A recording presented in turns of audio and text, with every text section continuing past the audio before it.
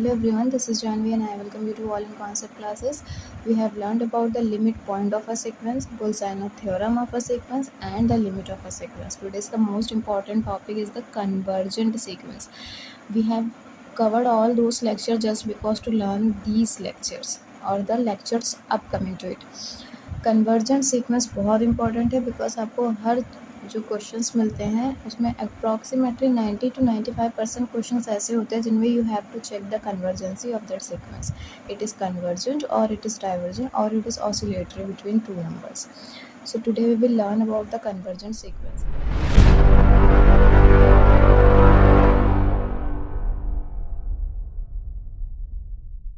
देखिए convergence sequence अगर आपने लिमिट पढ़ ली आपको आइडिया लग गया है कि कन्वर्जेंसी क्या होती है. जस्ट द कन्वर्जेंसी मीन्स कि कोई भी आपकी हम सीक्वेंस के रेफरेंस में बात करते हैं तो कोई भी आपकी सीक्वेंस होगी, जो भी सीक्वेंस होगी वो पर्टिकुलर किसी वैल्यू की तरफ टेंड करेगी. ओके, उसी को हम लिमिट बोलते हैं. और अगर ऐसा कुछ हो रहा है तो वो कन्वर्जेंसी कहलाती है. इसमें ये थ्योरम्स मैंने क्यों लिख रखी है क्योंकि यहाँ पर ही आपको कुछ ग्लिचेस मिलेंगे जहाँ पर ही कन्वर्जेंट सीक्वेंस थोड़ा समझना पड़ता है, अदरवाइज तो इट्स ओके. चलिए स्टार्ट करें. A sequence is said to be convergent if it has limit. देखिए अगर आपने लिमिट नहीं पढ़ा है तो ये आपको समझ में ही नहीं आएगा, राइट. तो अगर क्या कह रही है theorem, a sequence is said to be convergent. किसी भी सीक्वेंस को हम कन्वर्जेंट तब कहेंगे इफ़ इट हैज़ लिमिट, अगर किसी के पास लिमिट है. सबसे इजी पॉइंट है ये कि अगर आपको किसी की कन्वर्जेंसी चेक करनी है तो just find its limit. Confuse मत करिएगा लिमिट पॉइंट एंड लिमिट में. You have to find the limit to make the sequence convergent.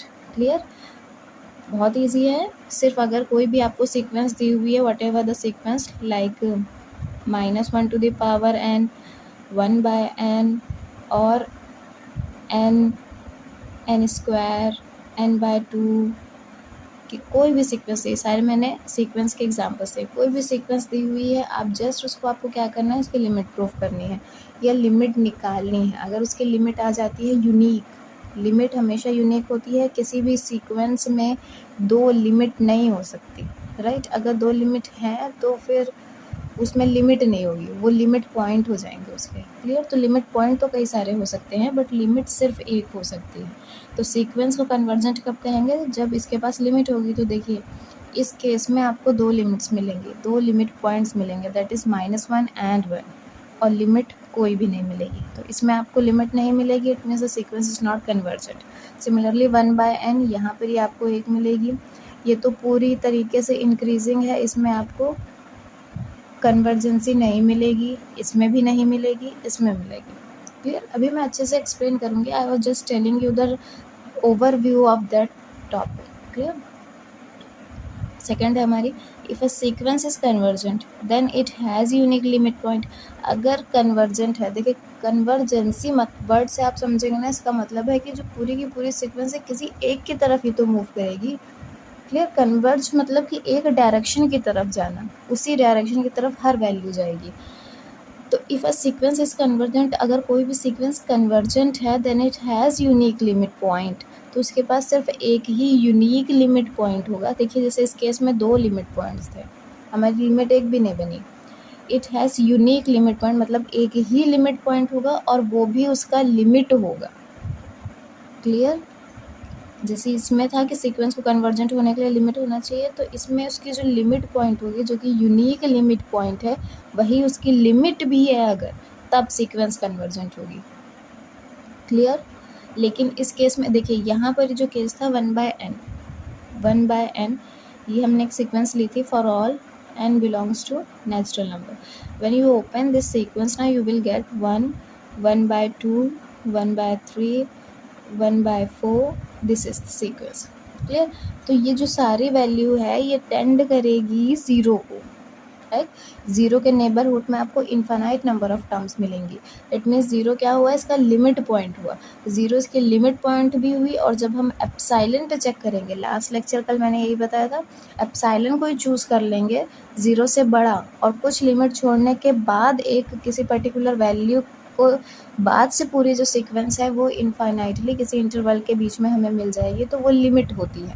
It means ये पॉइंट उसकी लिमिट भी थी इस सीक्वेंस की, ऐसे था ना, ये 0 है यहाँ पर ही, तो ये सारी की सारी वैल्यूज़ 0 के नेबरहुड में ही मिल जाती हैं, तो ये लिमिट पॉइंट था। क्लियर। फिर हम जब एप्साइलन कोई चूज़ कर लेते हैं ग्रेटर देन 0, उसके अकॉर्डिंगली हमें एक m मिल जाता है। m और m के बाद आने वाली सभी वैल्यू किसी पर्टिकुलर इंटरवल में आती हैं, तब 0 बन जाता है उसका लिमिट। पहले ये लिमिट पॉइंट था, then it will became a limit. तो देखिए क्या था ये, पहले इसके पास सिर्फ एक यूनिक लिमिट थी जो कि लिमिट पॉइंट था इसका 0, और बाद में वो वही चीज़ उसकी लिमिट बन गई, then the sequence is convergent. It means ये सीक्वेंस क्या थी, 1/n कन्वर्जेंट। क्लियर हो रहा है। मैं आपको समझा रही हूँ कि कन्वर्जेंसी कैसे देखनी है। आपको देखने वाली बात ये है, नॉट कन्वर्सली। इट मीन्स इसका अगर हम उल्टा कर दें तो ये ज़रूरी नहीं है कि पॉसिबल हो। बिकॉज क्यों, अगर यूनिक लिमिट पॉइंट है तो सीक्वेंस कन्वर्जेंट हो ये ज़रूरी नहीं है। Just take the example of this, no not like, ये एक सीक्वेंस देखिए आप, SN है, इसकी मैंने एक सीक्वेंस बनाई है 1 2 3, सॉरी यहाँ 1 लिखते हैं, then 3, then 1, then 4, then 5, this is the sequence. अब देखेंगे आप हर ऑड पोजीशन पे 1 रिपीट हो रहा है, तो इसे अगर हम नंबर लाइन पे रिप्रेजेंट करेंगे, सो हेयर इज़ 0, राइट, और यहाँ पर ही बनाएगा। अब देखिए हर ऑड प्लेसेस पे बनाएगा। आपको नहीं पता कि नेचुरल नंबर कितने होते हैं, तो लास्ट वाली वैल्यू ऑड आने वाली है कि इवन आने वाली है। तो जब आपको यही नहीं पता, इट मीन्स जो इसकी ऑड प्लेसेस है they will repeat their self for infinite number of times. जब वो infinite number of times repeat होंगी तो 1 के नेबरहुड में 1 खुद इंक्लूडेड है, तो 1 कितने बार आएगा, इनफाइनाइट नंबर ऑफ टाइम्स आएंगे, इनफाइनाइट के यहीं पर ही।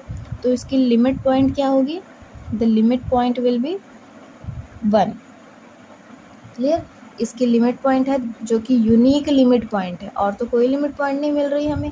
लेकिन आप क्या कह सकते हैं कि ये सीक्वेंस कन्वर्जेंट है, क्योंकि आप इसकी लिमिट ही नहीं ढूंढ पाएंगे। आप कहीं नहीं पाएंगे कि इसकी और ये जो वैल्यूज़ है 2 3 4 ये सब इसके नेबरहुड में मिलेंगी, नहीं बोल सकते। या फिर ऐसा नहीं बोल सकते कि हम यहाँ तक की वैल्यू को छोड़ दें, उसके बाद की सभी वैल्यू किसी पर्टिकुलर नेबरहुड में मिल जाएंगी, नहीं मिलेंगी, क्योंकि उसके बाद 5 6 7 8 ये तो सिर्फ स्ट्रिक्टली इंक्रीजिंग सीक्वेंस चलती जाएगी, तो आपको किसी पर्टिकुलर इंटरवल में इसकी वैल्यूज़ ही नहीं मिलेंगी, तो इसमें कन्वर्जेंसी नहीं है। इसका यूनिक लिमिट पॉइंट था, जैसे कि इसमें था कि अगर सीक्वेंस कन्वर्जेंट है तो आपको एक यूनिक लिमिट पॉइंट मिलेगा ही मिलेगा, और वो उसकी लिमिट होगी।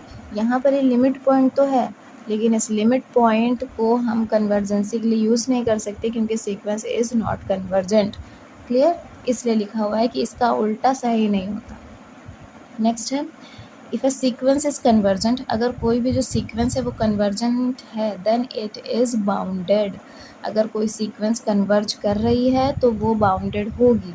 Just look at this example, 1/n जो था, ये पूरी जो सीक्वेंस बनाई हमने, ये 1 से स्टार्ट हो रही है और 0 की तरफ जा रही है, तो इसके लोअर और अपर बाउंड क्या होंगे, 1 और 0, लाइक सुप्रीमम और इन्फीमम।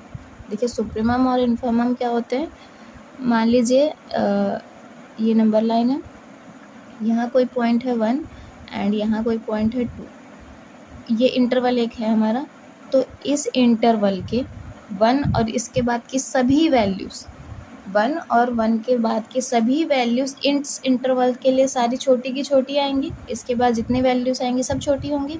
तो ये जो वैल्यू होगा ये क्या होगा, greatest lower bound, and this is what, infimum. किसी पर्टिकुलर इंटरवल में वो लास्ट और उसके बाद की जब सभी वैल्यूज़ सारी की सारी ही छोटी आने लगती हैं, तो ये सबसे बड़ी है, अब इसके बाद तो सभी छोटी आएंगी, तो जो सबसे बड़ी है इसको बोला गया, तभी इसको ग्रेटेस्ट बोला जाता है कि सबसे बड़ी लोअर बाउंड है ये। इसके बाद तो अब इंटरवल में चले जाएंगे और उसके बाद तो अब सभी छोटी आएंगी, तो ये इन्फीमम हुआ। वैसे ही ये और इसके बाद की जो सभी वैल्यूज़ हैं ये क्या होंगी, इस पर्टिकुलर इंटरवल से सब बड़ी ही आएंगी। इट मीन्स ये क्या है हमारा, लोवेस्ट अपर बाउंड। समझ में आया। एंड इसे हम कहते हैं सुप्रीमम। तो आपको इस सीरीज सीक्वेंस में एक इन्फिमम और सुप्रीम कई सारे मिलेंगे, लेकिन पर्टिकुलरली 1 एंड 0 आपको इन्फिमम एंड सुप्रीमम मिल जाएगा। 1 एंड 0 ये मिलेगा। इसके बीच में ये पूरी की पूरी ये जो सीक्वेंस है ये बाउंड कर रही है। It means if a sequence is convergent, अगर कोई सीक्वेंस कन्वर्जेंट है तब वो बाउंडेड होगी ही होगी। क्लियर। अब यहाँ पर ही देख लीजिए, ये सीक्वेंस कन्वर्ज नहीं कर रही थी, हमने चेक भी किया, एक लिमिट पॉइंट भी आ रहा है, बट ये कन्वर्ज नहीं कर रही है। 4 5 6 7 डाइवर्ज ही करती जाएगी, क्योंकि इन्फिनिटी तक जाएगी इसकी ऑड प्लेसेस। तो ये कन्वर्ज नहीं कर रही है, और आप क्लियरली कह सकते हैं कि ये बाउंडेड भी नहीं है। ये 1 से स्टार्ट हो गई है, चलिए 1 से स्टार्ट हो गई, लेकिन आपको पता ही नहीं कि ये कहाँ तक जाने वाली है। सो यहाँ पर ये आप बाउंडेडनेस चेक नहीं कर सकते। क्लियर। इट मीन्स कि इफ़ अ सीक्वेंस, अगर कोई सीक्वेंस कन्वर्जेंट है तो आप उसको एक टिक मार्क्स के क्वेश्चन हैं, सीधा सीधा डायरेक्ट थ्योरम्स लिखी होती हैं, एंड आपको नहीं पता है तो आप प्रूफ करेंगे, जो कि लेंदी एंड टाइम कंज्यूमिंग होगा। If a sequence is convergent, अगर कोई सीक्वेंस कन्वर्जेंट है तो वो बाउंडेड होगी। नॉट कन्वर्सली मीन्स अगर कोई सीक्वेंस बाउंडेड है तो ज़रूरी नहीं है कि वो कन्वर्जेंट हो। अब इसका एग्जाम्पल क्या है, this is the example of -1 to the power n, ये हमारी सीक्वेंस है for all n natural number. Clear. ये हमारी सीक्वेंस है, अगर इसको आप ओपन करते हैं ना, you will get -1 1 -1 1 -1। This is the sequence. Means her odd place पे -1 एंड हर इवन प्लेस पे क्या मिलेगी, +1। इट मीन्स देखिए, जब आप इसका रेंज सेट बनाएंगे ना, रेंज सेट, तो ये क्या आएगा, -1 और 1। और आप क्लियरली कह सकते हैं कि जब इसको नंबर लाइन में हम इसकी लिमिट पॉइंट फाइंड करने की कोशिश करेंगे, सो यहाँ पर ही 0 है, यहाँ पर ही 1 एंड हेयर इज -1। तो 1 के नेबरहुड में सारी इवन प्लेसेस की बनाएंगे, 1 खुद अपने नेबरहुड में है, इट मीन्स इनफाइनाइट बार 1 आएगा।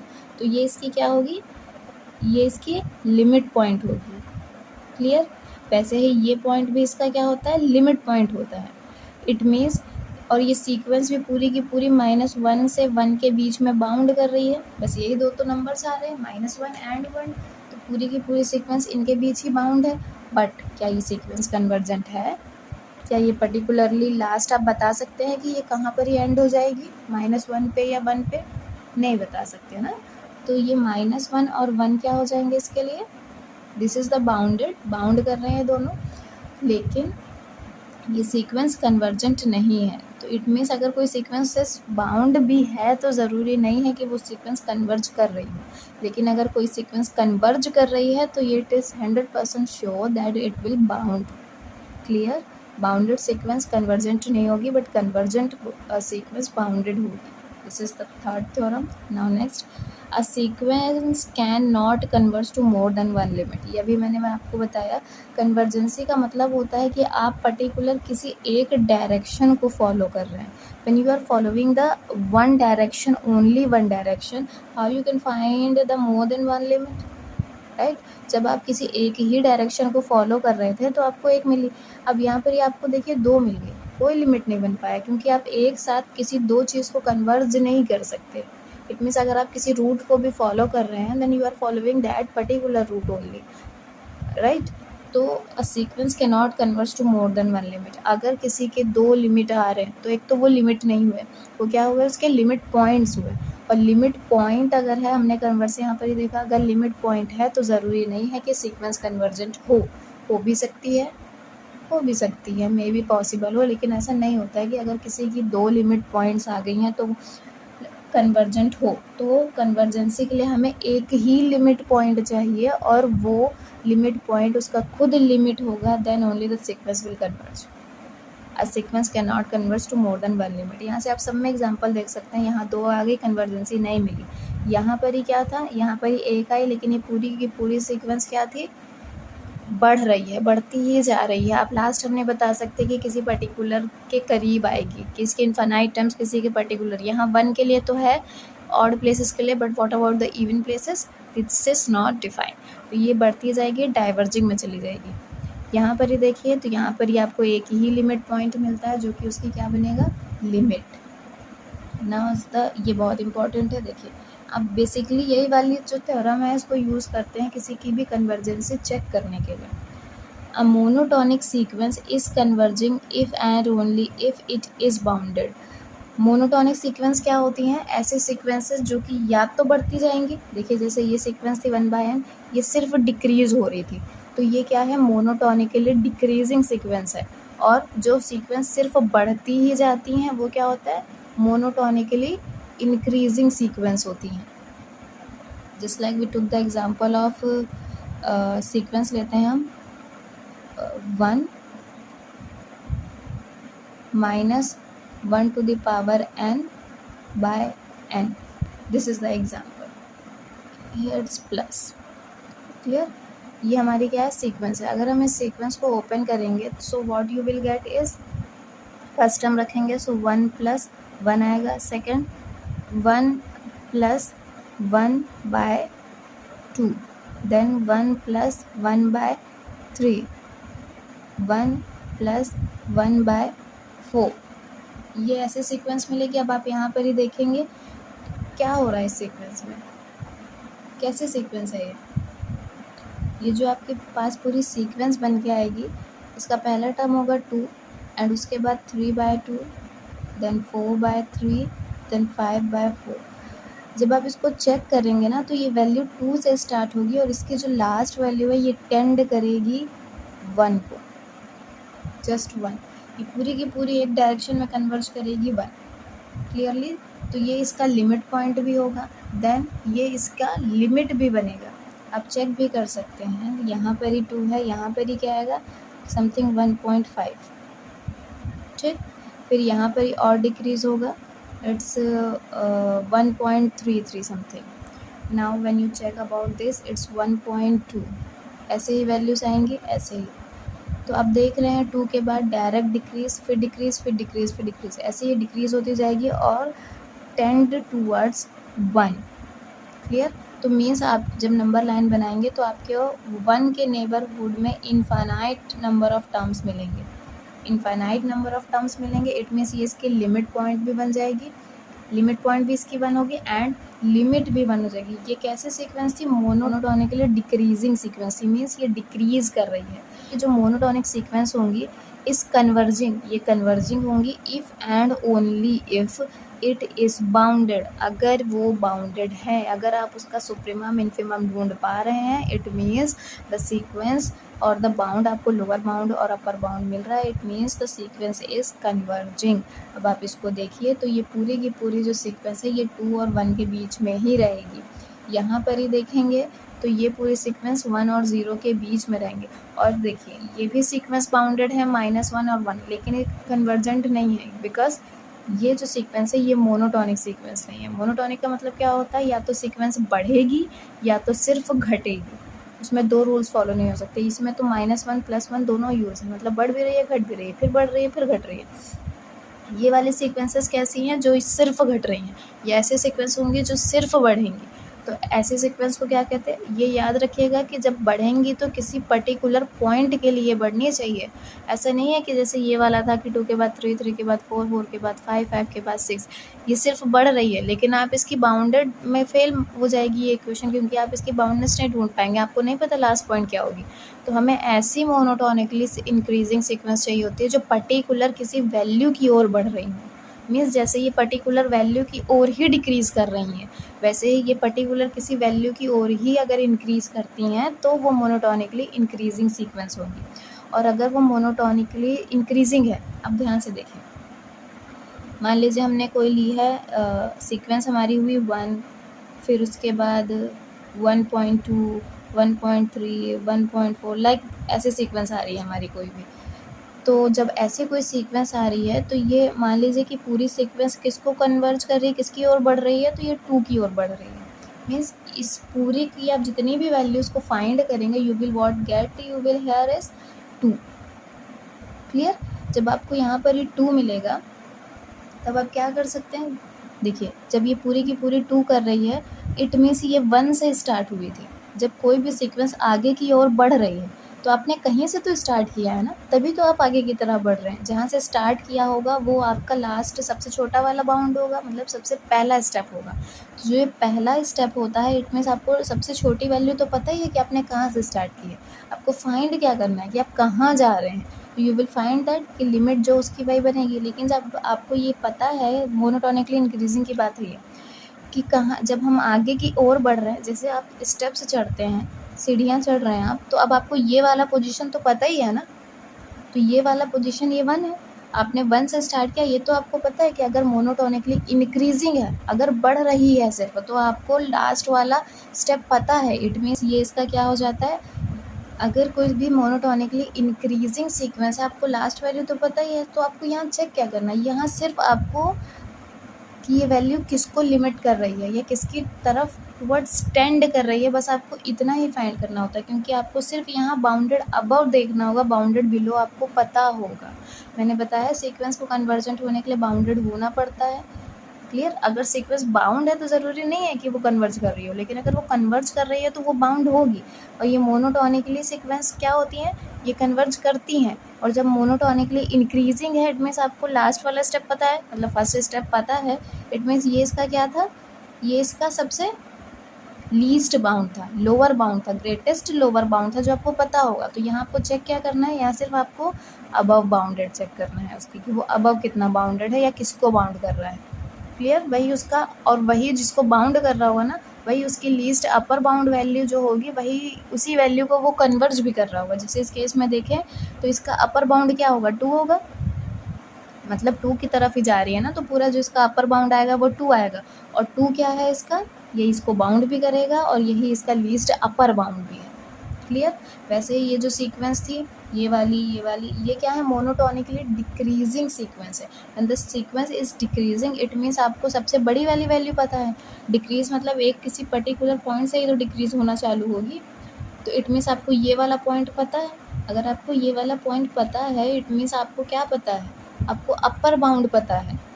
आपको अपर बाउंड पता है, तो आपको मोनोटोनिकली डिक्रीजिंग सीक्वेंस में क्या ढूंढना होता है, लोअर बाउंड। क्लियर। इसमें आपको लोअर बाउंड ढूंढना होगा, और ये पूरी जो सीक्वेंस होगी डिक्रीजिंग सीक्वेंस, वो लोअर बाउंड की तरफ ही कन्वर्ज करेगी, वही उसकी बाउंडेड बिलो होगी। तो जब कोई सीक्वेंस इंक्रीज कर रही है, इट मीन्स किसी पर्टिकुलर पॉइंट से चली है, तो इस पर्टिकुलर पॉइंट के बारे में आप जानते हैं। इसी पॉइंट को हम क्या कहेंगे, आपका लोअर बाउंड है। आपको ढूंढना क्या है, अपर बाउंड ढूंढना है, और यही अपर बाउंड उसको क्या करेगा, उसका बाउंड भी होगा। इट मीन्स वो उसकी तरफ कन्वर्ज कर रहा होगा, क्योंकि यहाँ ही से चालू है, पीछे डिक्रीजिंग की तो कोई बात आएगी नहीं। जब कोई भी सीक्वेंस डिक्रीज कर रही है किसी पर्टिकुलर पॉइंट से, जब डिक्रीज कर रही है, तो आपके पास क्या है, अपर बाउंड है। अपर बाउंड है, आपको क्या फाइंड करना है, लोअर बाउंड। वही उसकी क्या होगी, उसी की तरफ वो कन्वर्ज भी कर रहा होगा। क्लियर। ये देखिए इस सीक्वेंस में आपके पास ये सीक्वेंस थी जो कि डिक्रीजिंग थी। 1 इसका क्या हो जाएगा, upper bound. You have to find the lower bound, और वही वैल्यू की तरफ ही पूरी सीक्वेंस कन्वर्ज कर रही है। इस केस में क्या है, 1 है और वैल्यू क्या हो रही है, इंक्रीज कर रही है। तो ये सबसे छोटी वैल्यू हुई, ये उसका क्या हो गया है, लोअर बाउंड हो गया। एंड आपको क्या फाइंड करना है, अपर बाउंड फाइंड करना है, सुप्रीमम फाइंड करना है। क्लियर। और वही वैल्यू होगी जिसकी तरफ ये पूरी सीक्वेंस कन्वर्ज करेगी। आई थिंक आपको कन्वर्जेंस समझ में आ गया होगा। This is all about the convergence. ये इतना सब कुछ सिर्फ समझाने के लिए था। इसमें कुछ भी आपको, जैसे लिमिट में कुछ टर्म्स होते हैं जो समझ में नहीं आते हैं, तो ऐसी कोई चीज़ नहीं थी इसमें। लेकिन ये बहुत ज़रूरी होता है कि अगर किसी के पास बाउंडेड है तो वो कन्वर्जेंट है कि नहीं, ये सब चीज़ें। आई थिंक ये लेक्चर आपको क्लियर हो गया होगा। नेक्स्ट लेक्चर के लिए प्रिपेयर कीजिए, हम डाइवर्जेंट एंड ऑसिलेटरी पढ़ेंगे। क्वेश्चंस कीजिए कि ताकि आपको और ज़्यादा क्लियर हो। क्वेश्चंस मैं भी कराऊंगी, बट वो भी करने चाहिए, सो आपको टॉपिक्स अच्छे से क्लियर होंगे।